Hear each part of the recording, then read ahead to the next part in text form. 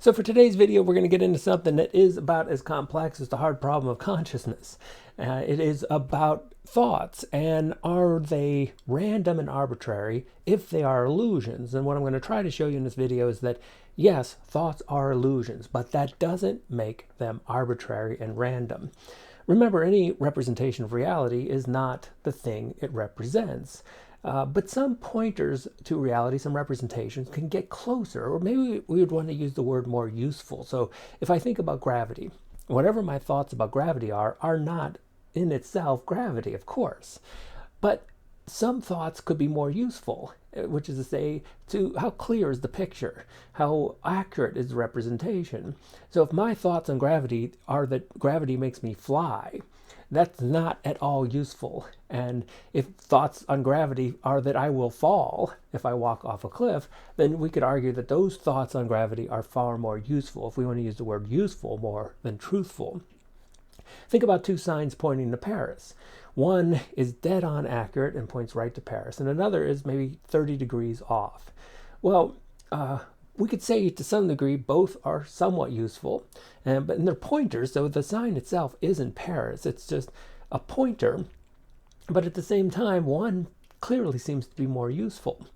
We could say more accurate, but again, if we want to start using the term more truthful, it might be just safer or more useful itself to just say, let's use the word useful.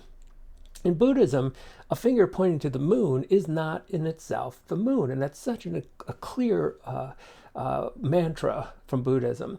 But at the same time, a finger pointing to the moon isn't pointing to the sun. And so whatever the moon is, our thoughts about it may not be it.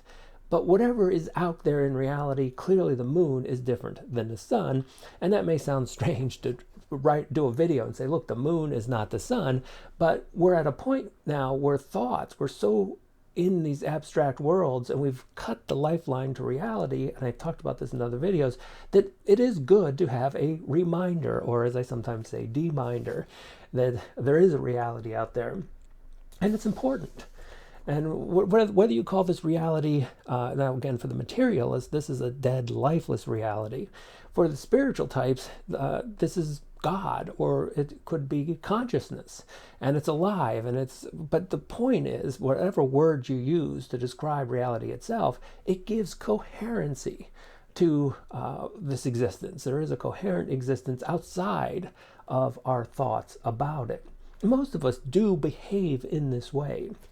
And of course, if you're in psychology, cognitive behavioral therapy is by far the most successful therapy going these days. And that really points. So cognitive behavioral thoughts are important. And some thoughts are more useful than other thoughts, assuming you don't want to suffer.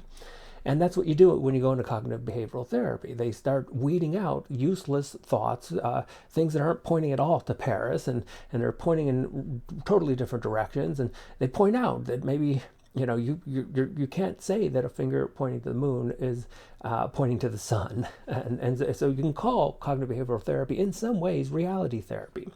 So thoughts may be illusions in the sense that they are not exactly the things that they portray. But that doesn't mean some of them are not more useful than others. And just to end, give you a line from the Bhagavad Gita, one of the oldest books that we have. And it talks about the mind, it talks about thoughts, and it says the mind can be our best friend or our worst enemy.